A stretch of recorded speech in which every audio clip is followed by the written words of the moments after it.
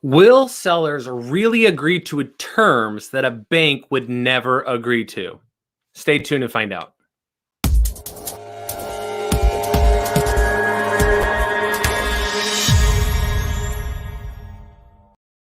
Yes, well, welcome back to Note School TV. Once again, we're here on Wednesday at 11 a.m. Central Time, live in person, coming across your screen, across the internet, as we kind of dive into some of these topics. Right now, we're really getting into more of the creative financing breakdown. And we're going to talk about that question of, would a seller agree to something that a bank would never even consider giving to me as an investor? And so before we do that, I would love to encourage you to simply hit the like button if these videos are of value to you, right? If you're getting a lot out of some of this stuff, make sure you're subscribing to the channel so that you're getting the most up-to-date content as we push it out, since we're doing it live.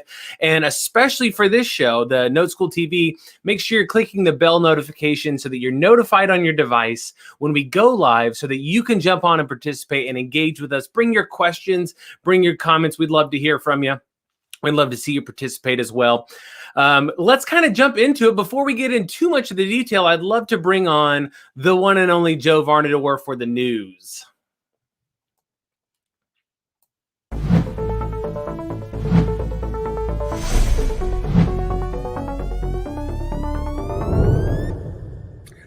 Well, good morning, Brian. How are you, my friend? I am doing well. I'm doing well. I'm glad we've got you up here. How are things going out there in Florida? Well, in Florida, they are going very well. We have had a cold snap the last few days. It's gotten down into the low 40s, right?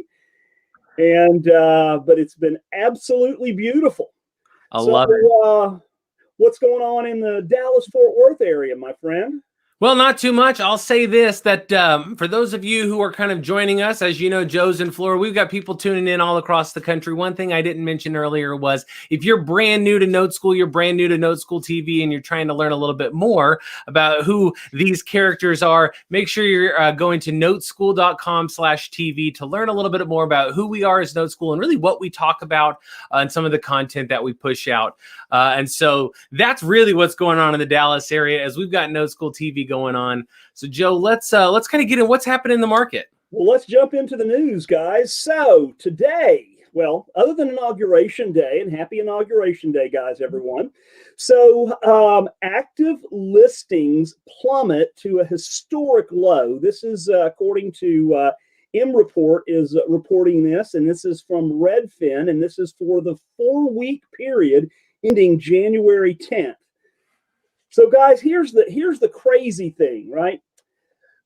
Redfin determined that there were 547,725 active listings for the last period, which is down from 815,901 from the same period last year.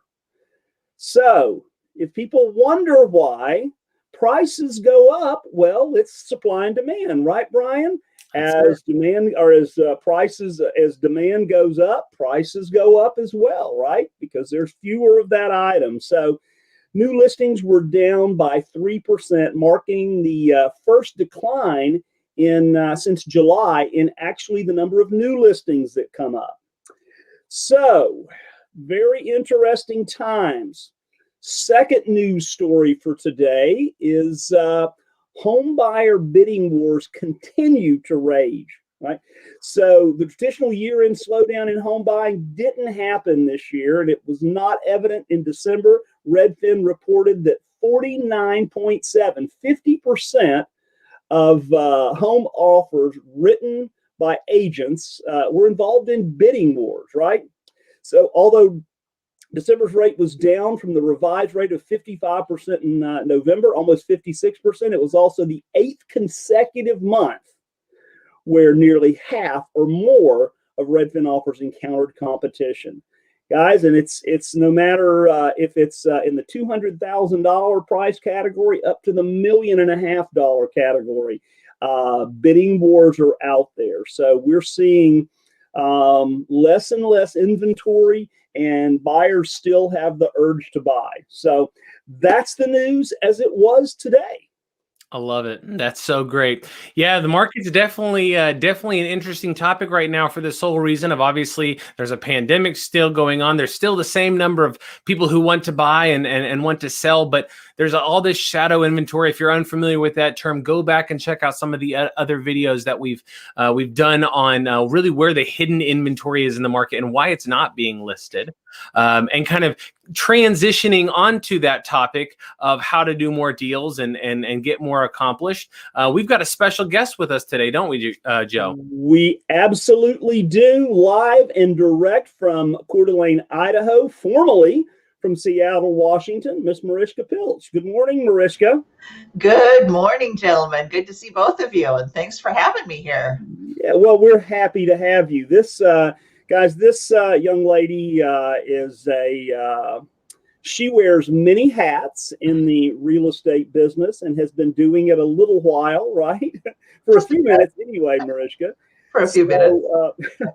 So tell us a little bit about yourself. Well, let's see. I was born at I was born at a very early age, right? Yeah. So I guess I got my start in real estate, actually truly at an early age. My dad was a builder, and so I was kind of grew up around real estate. And when I was in my 20s, I worked as a mortgage loan originator, and then I left that and went into healthcare for a while. But my husband and I started investing in about 2010, and we had always done, creative deal strategies. Actually, Eddie Speed was one of the first people that we ever met, and that just kind of resonated with us doing notes. But, the note business was very different back then. Yeah. And we were just doing a lot of different things than we are in this market. And then we kind of moved into doing a lot of lease options. And that was really the mainstay of our business, from about probably 2012 to about 2016, 2017. And just doing a lot of lease options. And then we kind of fell back into the note business. We actually ran into Eddie Speed one time, and he said, you guys need to take another look at what's going on in the note business. And it took us a while to kind of do that. And then when we did, we said, oh, wow. And we jumped back in. But along with that, I decided about a year or so ago, I guess it's been a little more than that, to get my real estate license. And so I'm also a realtor. So so I wear a few hats. So Mariska, we've all been there. I've had mortgage brokers licenses and real estate brokers license, salesman license, and don't have any of those anymore. Let them all go. But I get it, right? And you were in a hot market. You and Larry just and by the way, Larry Gill, Mariska's husband, is going to be our guest on February 10th. And he's going to talk about marketing and using, to properties once you've got them under bought with a sub-2 and wrap and ready to market those to a penalty box buyer. So Larry's going to be our guest here in a couple of weeks. So, yes, you guys moved, you relocated, you were in Seattle and you just decided you wanted a change of view. So you moved to another beautiful place, right? We did. And, that's the beauty of this business, right? It's totally virtual. And we were visiting here in the early summer, and we said, what on earth? It was kind of on our 5-year horizon. And we said, what on earth is keeping us? And then the question became, how quickly can we do this? So in a matter of just a couple months, we up and moved, and we're still here in Coeur d'Alene and loving it. Right, well, I was talking to you one day, and the next time I talk to you, you're moving, right? But you've invested all over the United States in your note business. I mean, you've invested in Ohio and Indiana and Michigan and everywhere in between, and that's the beauty, right? That's the beauty of being in the note space, being the bank, right? Absolutely. The bank doesn't really care where you are. I mean, as long as it's not, a slum area or something like that. And even there's strategies for that too, but that's just not what I prefer. But right.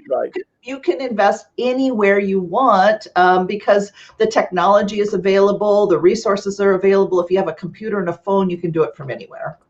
Amen to that. So Mariska, you've got a little deal here that I'm going to pull up here real quick, and we're going to talk about this. So let's be in my backyard. Yeah, it's right there. It's actually a deal you did there. So I'm going to pull that up. And so let's see. There we go. So Mariska, this was a deal in you said this was your hometown, right? It's the town I grew up in, actually. Yeah. Say it one more time. Puyallup. Puyallup. Okay, very good. I didn't want to mess that up, right? So Mariska and I we were talking about this, Mariska, Brian and I, and say, okay, a $325,000 house. We were talking about Seattle, and Mariska says, well, it's really not in Seattle, right? It'd be double the price. Right. I remember I was out there with you and Larry here. Gosh, it's been a couple of maybe 2.5 years ago, and you were kind of showing me around and property prices and all that. And we drive by a lot that was probably a 5,000 square foot lot. It may not have even been that big. And you said, yeah, that just sold for $690,000. And and that's the biggest thing, when I talk to people, locally in my area about buying notes, and I have to kind of educate them that other parts of the country are not quite so inflated. And it really is possible to buy a note, say in Michigan or somewhere else, for $50,000, not $500,000. So well, you can kind of, you can invest where you want to invest. Seattle is, a beautiful, great market, and it's going to be a little more, right? Yeah. So, Mariska, let's talk about this a little bit. So this was a house that kind of a friend of a friend of a friend had for sale, and you played a role in this, and we have a designation kind of, in note school that's a deal architect, right? And the deal architect is just somebody that can dive into a deal and put it together and structure it, right? And you also played what we call the designated hitter role inside of this as well, where you used your years of expertise in the business to kind of help marry two people together that were, they never knew each other. And it was kind of a series of events that brought this to you, right? So I'm going to pull the deal points up and we can kind of talk about that. Yeah. So the seller had the house for sale, right? Well, it wasn't listed for sale. She wanted to sell it, however.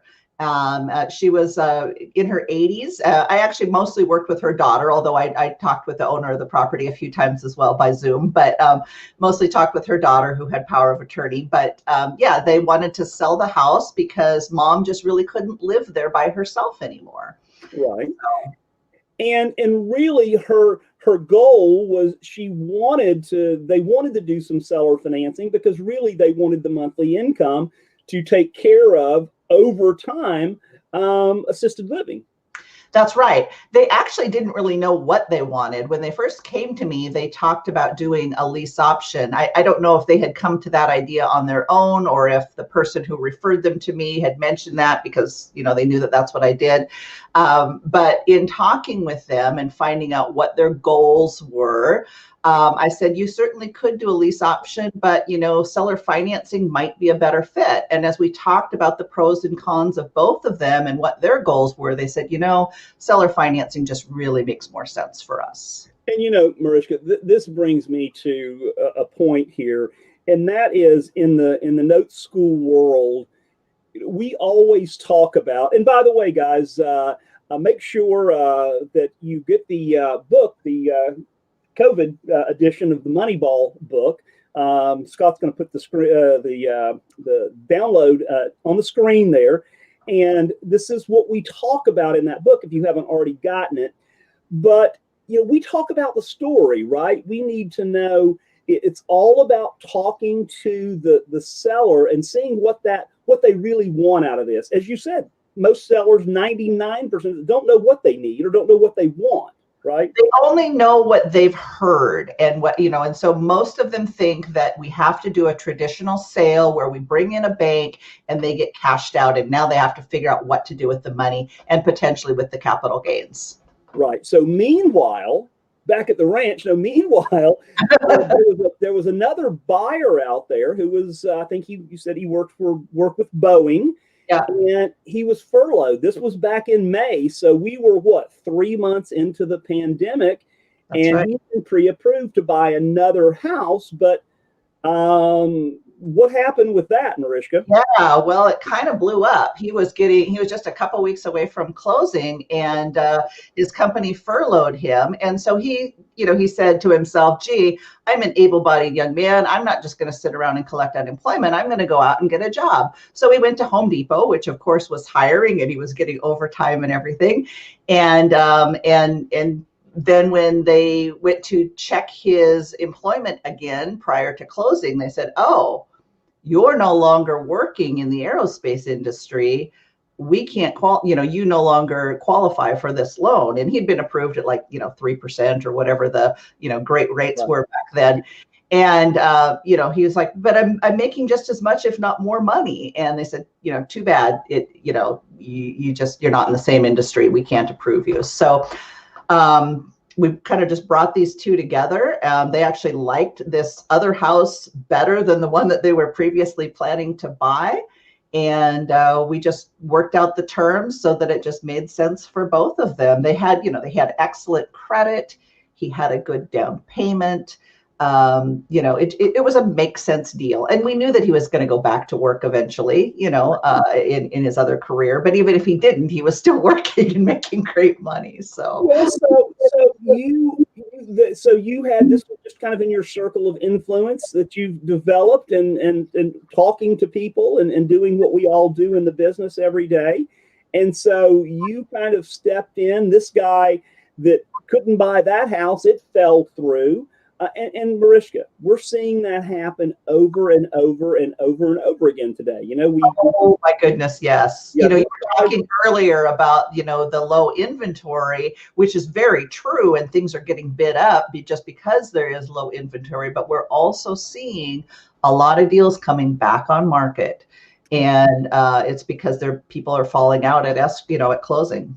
Well, and we know that, of the folks that could get a loan in February, 35% less are these just missed. And again, this guy was a good buyer. He had money to put down. You guys used an RMLO, right? A residential mortgage loan originator. Mm-hmm. Yep. You brought all of those pieces together. That's what you did in this deal. You structured the deal. You were the deal architect, the designated hitter, and so you put it together, and the seller gets a great rate of return, and we'll talk about that in just a second. Mm-hmm. Now, Ryan mentioned at the first part of this in the teaser, he says, will sellers really agree to things that banks won't? Well, Mariska, you have the first right of refusal to buy this note at a discount at some time in the future, right? That's correct. If the seller wants to sell, will the bank sell their note typically? Well, it depends. Good luck finding them. Right, exactly. So let's just talk quickly here about just some of the deal points. So the property was worth $325, as we spoke about. The borrower did have an underlying lien of $70,000, right? Correct. So let's flip down here. The buyer had a nice big down payment of about $50,000, which is a little less than 20%. And of course, used an RMLO to put this thing together. So what happened with this underlying $70,000? I know that the seller was saying, should we pay this off or should we keep it? And if we kept it, there wouldn't be a problem. If they kept it, it would just be could do a subject to and then wrap it, right? So what did the CPA say, or the seller's CPA tell the seller about this? Yeah, well, I was a little anxious. It was actually their financial planner, and sometimes they've been known to blow deals up. But they went to him and said, should we pay off this loan? They had the money out of, in savings or in some other, not in savings, but in some other type of investment account. And, they looked at the numbers and said, oh, well, gee, this underlying loan is at 8%.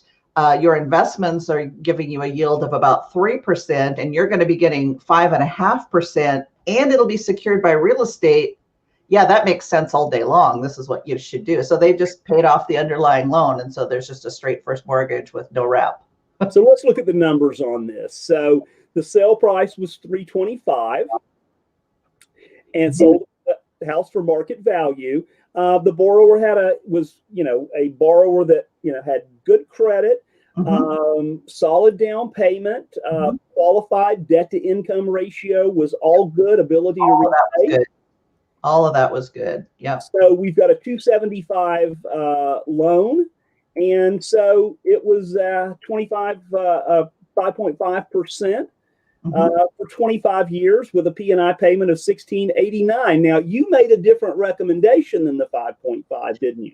Yeah, I did. I actually wanted them to come in with a little bit higher interest rate. And the seller said, I just don't feel comfortable doing that. And so, it's so their the seller said they didn't feel. That's right. 7, but they were great with 5.5. They were great with 5.5. And the key was, from the borrower standpoint, is they said, we just want to keep our all-in monthly payment to around $2,000. Right. So we just backed into the deal and said, okay, well, if we are at 5.5%, if we did 25 years, that'll give us a payment of $16.89. We add taxes and insurance, and boom, they're at like $19.98 or something like that. So. Exactly. And, we talk about this, Eddie and I and Brian talk about this all the time. We take the exit. How are we going to exit this deal? And then we back into it as to how we're going to craft this thing, right? How we're going to put it together so that it works for both parties. Because, we're not interested in doing seller financing or showing people how to do seller financing on junk properties with not great buyers, right? We want a loan that's going to pay either our bank or the seller's bank in this case for a long time. And in this case, it's 25 years. Absolutely. So you could have done this differently, but let's just look at the note here real quick. So this seller, she is 80 years old, and some people would say, well, oh my goodness, they went 25 years, but that's okay, right? It doesn't matter that they went 25 years, and there is, and mom may live to be 105 years old, right? And they have longevity in their family, but we talked about that. I said, just as a house is inheritable, a note is inheritable. So if you want to take the note and get the payments, that's fine. If you decide you need to cash out at some point, hey, I'm happy to buy it. Well, there you go. You got the first right of refusal to do that. So, and we'll talk about what that looks like here. So Mariska, you did this a little bit differently. You made a $10,000 profit on this deal, and you just you were the deal architect, the designated hitter. You just stepped in and you just took the puzzle and you just put the puzzle pieces together for these. Correct. Folks, right? Correct. And I just made sure that, even though they're not subject to Dodd-Frank, this is a one-off deal. I said, let's do the RMLO. Let's make sure that we have it set up with a servicing that's going to make your life easier. Plus, it'll make your note more valuable, And so we're just trying to cover all the bases and just make sure that they had a good quality product that was going to take care of mom. And Mariska, that we talk about this, often, and you and Larry and I and Eddie and Brian and also talked about this together. And there is the deal after the deal, right? At some point in time, and we would say, some probably within the next 5 to 7 years, that you will end up buying this note at a discount, right? Yeah. Very, very high probability. And so what does that mean for a seller? Well, it means that at some point in time, something may happen to mom or to grandmother, but we hope that it doesn't, or they may have a different need. And so you've got the first refusal to pick this note up at a discount in a few years. And if you do, there's different exit strategies. You guys could keep it for income yourself, but you bought it at a discount, probably a $50,000 discount off the balance. Or you could sell a partial, and things like that. So there are many, many different exit strategies that you can do with this. And so again, but you could have bought this subject to from the seller, and then you could have sold it on a wrap note to the buyer, and you could have made some money now and then money over time. But again, this is a one-off deal for you. And let's get you back. I'm going to get myself back up on there. So I'm going to take my PowerPoint down. And Joe, let me kind of jump in here too, because one of the things that came up in the comments a minute ago was, how did she make 10 grand? And let me be very clear about this. This is not, we've tried to show you so many different ways to go out and accomplish the deal. And she's going to make $10,000 because of what she has between her ears, right? She has a specialized knowledge to be able to structure a deal, and she gets paid a fee for doing that. And in this case, she's essentially stepping in as what we call a designated hitter, right? In baseball, a designated hitter plays one role, and it's to hit a home run when they step up to the plate. Well, somebody brought in Mariska and said, hey, we need you to help us do this deal. And she puts it together and is able to generate a fee for doing that. Now, let me be very clear. We're not saying that you can go out and just represent anybody there. You know, we're not going to sit here and tell you there's legal advice coming across the screen. Make sure you learn the right way to do this. The point is this, that as a designated hitter or by being the subject matter expert, you could be doing this with none of your own money. Marishka didn't need to use her credit or anything else to be able to go out and do this. She simply learned how to acquire the skill set and then goes out and puts it into place. And one of the biggest things is she helped someone in her community sell a house, and she help someone acquire a property when the banks were not willing to be friendly and were not willing to consider some of their income at that time. And there's a lot of people hurting right now in our communities that are in situations like that. And so it's a really cool way to see Marishka help multiple people, all because of some knowledge that she put inside of her head. So Mariska, closing thoughts here?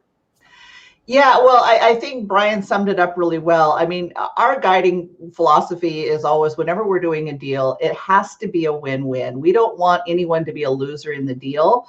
And if you acquire the knowledge and you're always trying to think, how can I make this a win for everybody? I mean, the buyers walked away feeling like they were winners. The sellers walked away feeling they were winners. I made a fee, you know, for my efforts, you know, plus, you know, there's potential future income down the road. So, I mean, that's really, if you go into it with that mindset, we can do a lot of good. And there's just so many opportunities right now with banks. Just their credit is just, you know, the rates are great right now, but the credit market is so tight. And so there's so many make sense deals out there that just aren't getting done. That's so good. Thanks Very good. so much. Mariska is one of the smartest ladies I know. And and we've known each other a little while now. So thank you so much, Mariska, for being here. It's my pleasure. Yeah. Why did I want to come out to Coeur d'Alene here? Oh, you are welcome. In the future. Take a little vacation, bring the family.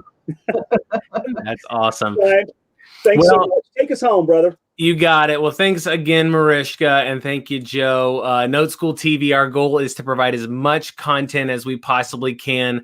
And as our sponsors allow us to, we want to thank them. And so Note School TV is sponsored by Notes Direct and the Feeding Frenzy Friday.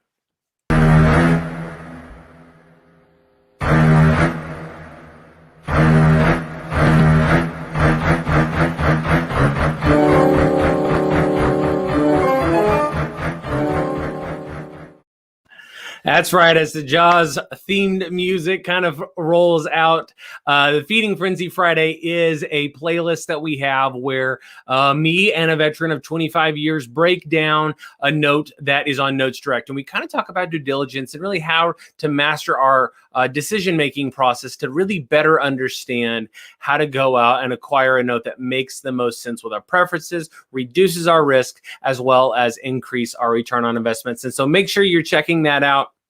Notes Direct is a platform, obviously, where you can buy a performing or a non-performing note as easy as you would buy something on Amazon with the click of a button. The key is you got to know what you're buying. And so come check out those playlists. Again, if any of this is of value to you, we'd love for you to like the videos. It does a lot for us. It means a lot. We'd love for you to subscribe to the channel as well. That's going to help us, but it's also going to inform your other friends on your social platforms that maybe they should get involved, right?